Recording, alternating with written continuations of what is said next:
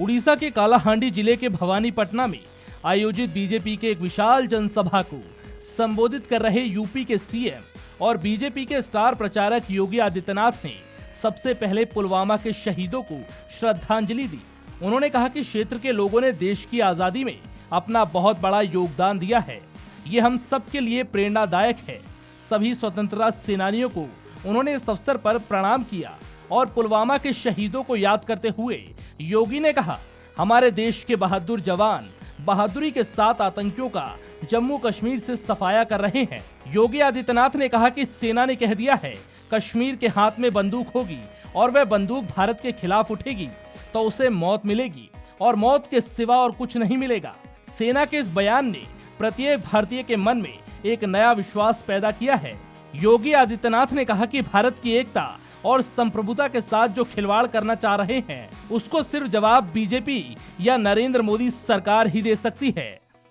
योगी आदित्यनाथ का ये बयान सुनिए।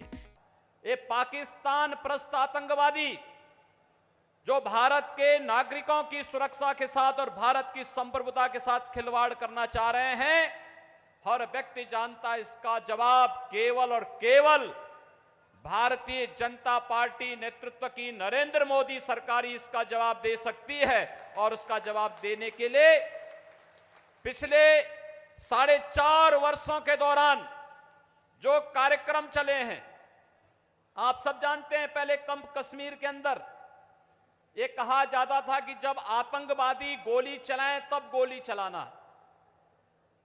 आतंकवाद की गोली हमारी गोली का इंतजार नहीं करती। लेकिन जब भारतीय जनता पार्टी की सरकार आई तो हमारी सरकार ने, केंद्र की हमारी सरकार ने इस बात की घोषणा की कि किसी निर्दोष नागरिक के का अहित नहीं होना चाहिए। लेकिन अगर कोई भारत की सुरक्षा और भारत के नागरिकों की सुरक्षा के साथ खिलवाड़ करता और आतंकवादी गोली चलाते हैं, उनका उसी भाषा में जवाब दिया जाना चाहिए। और एक एक करके चुन चुन करके आतंकवादियों को जिस तरीके से हमारे बहादुर जवानों ने कश्मीर के अंदर शांति और सौहार्द की स्थापना में बड़ी भूमिका का निर्वहन किया है, आज पाकिस्तान और पाकिस्तान समर्थक आतंकवादी उसी से बौखलाए हुए हैं। लेकिन हम सबको इस बारे में तय करना होगा कि आतंकवाद के खिलाफ लड़ाई किसी व्यक्ति की नहीं, किसी दल की नहीं, पूरे देश की लड़ाई है। और पूरे देश की इस लड़ाई में इस देश के प्रत्येक नागरिक को मोदी जी के नेतृत्व में, इसी नरेंद्र मोदी जी के नेतृत्व में मिलकर के कार्य करने का संकल्प लेना होगा। इस दौरान यूपी के सीएम योगी आदित्यनाथ ने नवीन पटनायक की सरकार पर भी हमला बोला।